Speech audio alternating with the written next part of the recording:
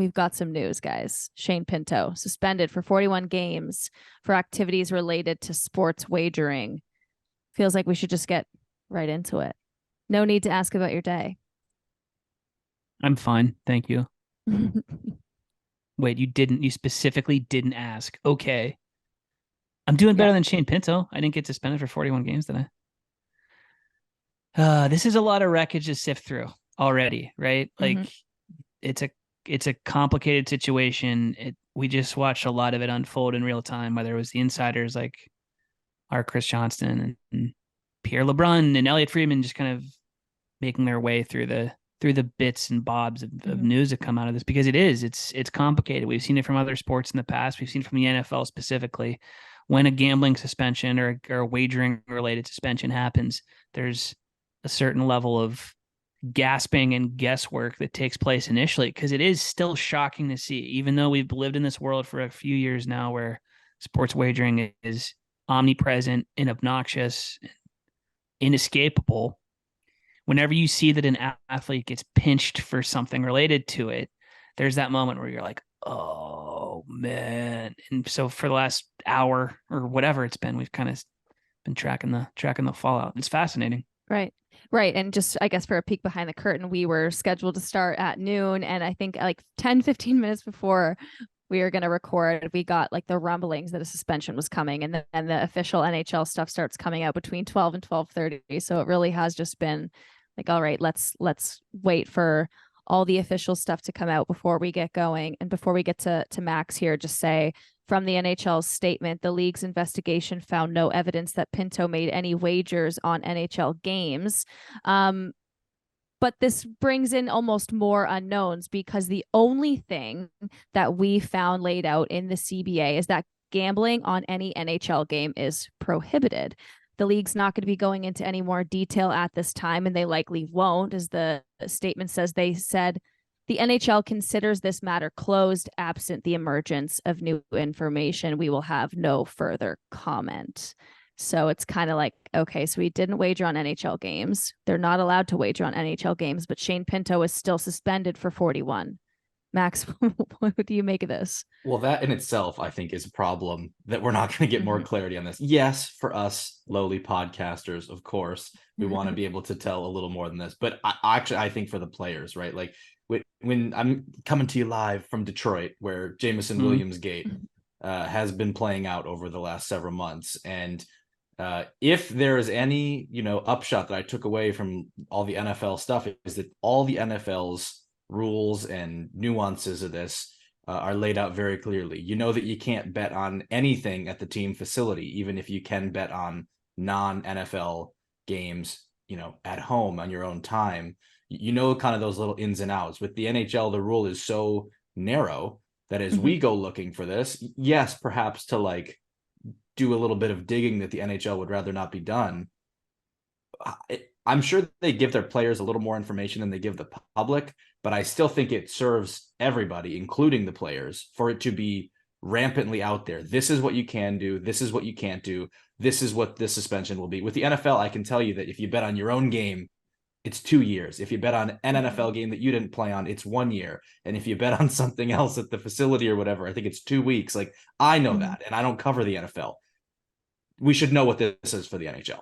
Right. And I will say, this seems like this should be something, coming out of what's happening with Shane Pinto. Like, regardless if there's any kind of appeal that happens, like even if Shane Pinto just takes the 41 games, like I think the next step for the NHLPA is to go to the league and say, like, we need to put something, we need to update this policy. Like, there should be some feedback to the league saying, like, hey, there needs to be more than one thing in here that's outlining this, because that's something we saw in the NFL this year, right? It was in September of this year, the league kind of ratcheted up its harshest punishment to a lifetime ban.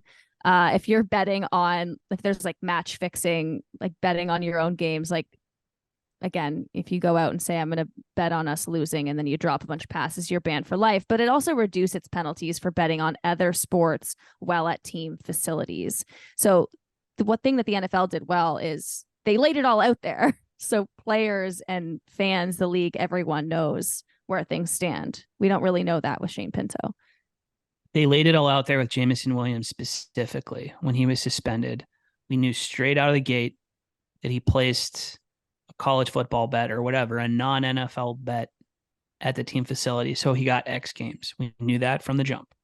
And then over the course of the appeals process, when they decided, and Jamison Williams also far from the only, player involved in something like this, right? There's been plenty of NFL players, or a handful of NFL players over the last couple of years who've gotten caught up in this. In the wake of that, after making it very clear why he was suspended for the amount of time he was suspended, the next step was changing the policy. And now, Hailey, like you said, the punishment is less strict for betting on baseball games or college football games or whatever. And it's more strict for betting on NFL games. And it's way more strict for betting on games that involve you're banned for life. It's clear, right? And I think because let's be realistic. It's 12:44 on Thursday as we're recording this. If you're listening to this on Friday morning or Thursday night, there's a decent chance that like more news will have come out, and we're gonna have maybe some more clarity, maybe some more reporting, whatever, because that's just how this stuff tends to work.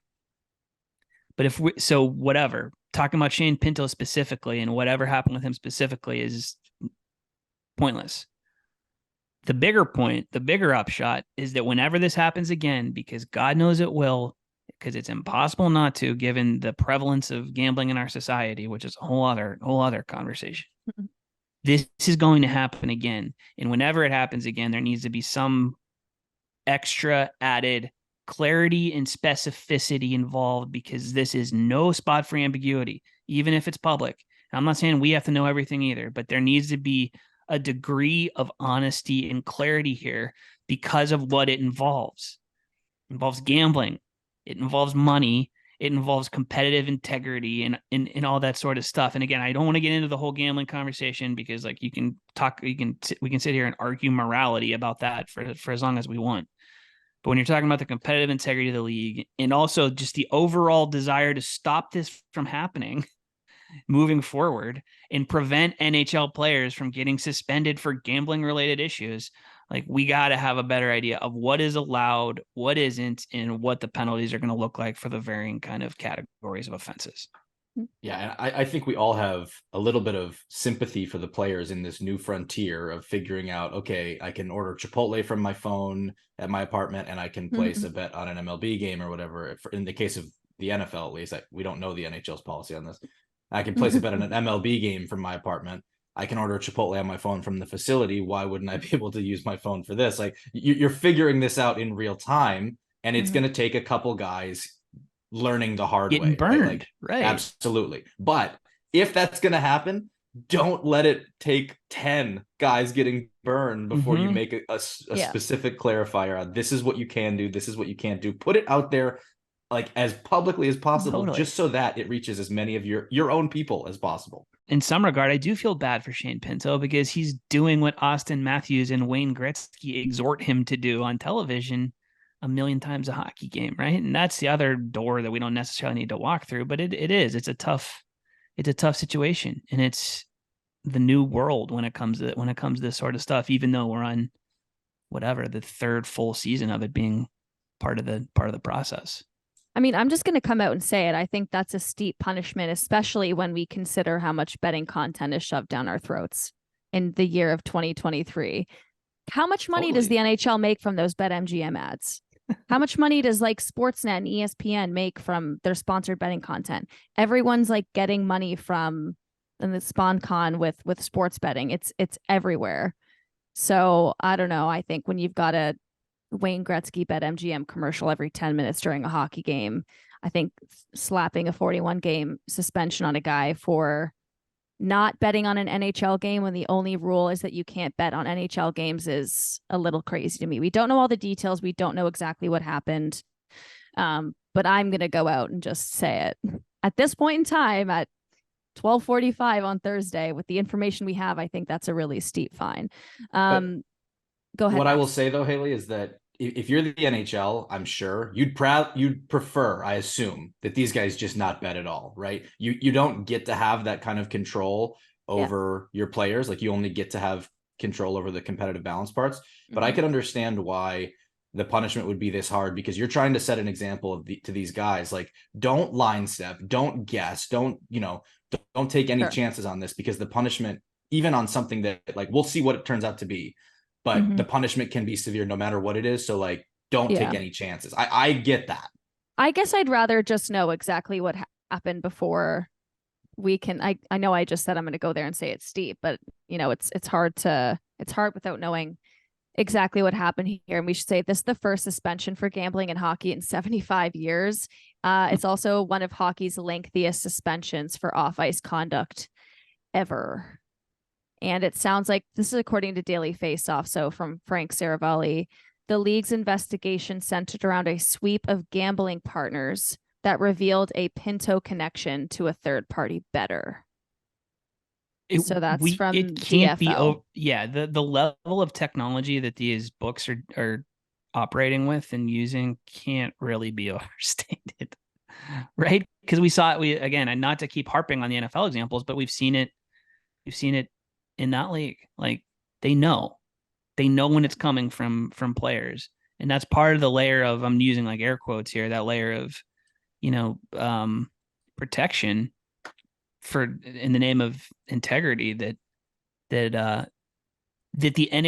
sports leagues tell themselves makes this okay. You say like, well, we have tech advances A, B, and C that'll help sound alarms in case our players are involved.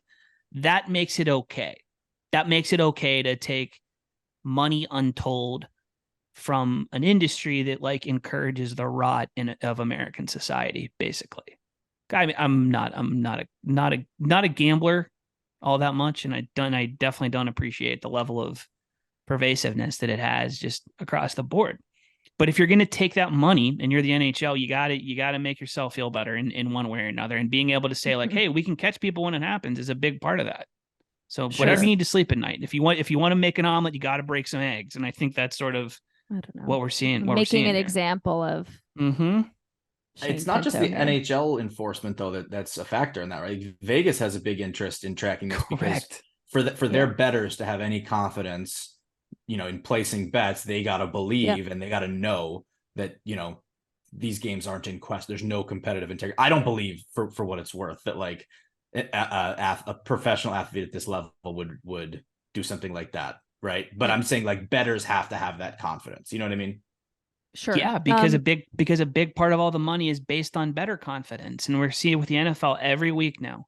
So in the Atlanta Falcons game, right? Bijan Robinson, Falcons running back, doesn't show up on the injury report. Turns out he was sick all week, and then basically doesn't play on Sunday. People lose their minds over this stuff, and because it affects money publicly, legally, in a way that it just didn't before. I started Thatcher Demko in my fantasy hockey league, but he didn't actually start.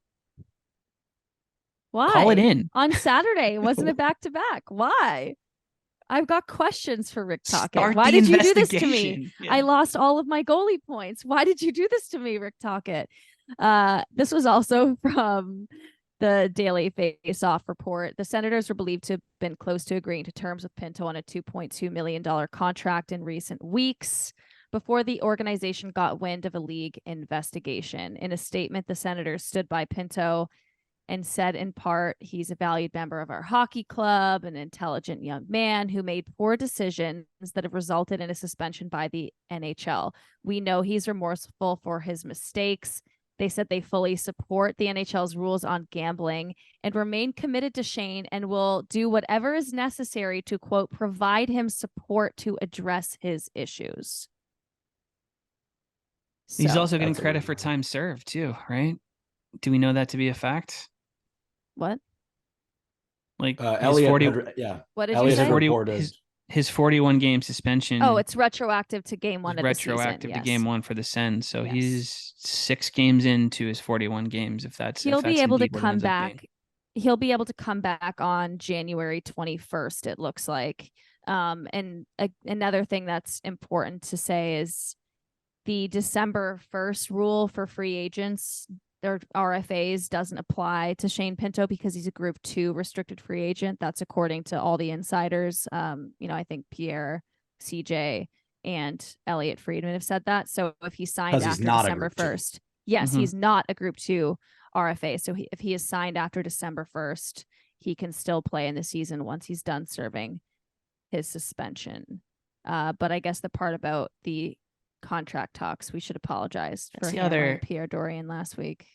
Right? That's the other bizarre variable here is like of any player league wide 2 days ago, like if you'd have known that this happened, it'd have been like, what would the most interesting case of a half season suspension, being doled out? Like, well, who would it be? And he's like, it'd be wild if Shane Pinto randomly got suspended for a half season. The guy because of his why the hell can't Pierre Dorion get this over the finish line? Yeah. It's because of his contract status, because of what he means to that lineup long term, because of all the heat that Dorion's taken back to when he signed Vladimir Tarasenko and, changed the cap math for this season for them. It's wild. It's crazy that this happened at all.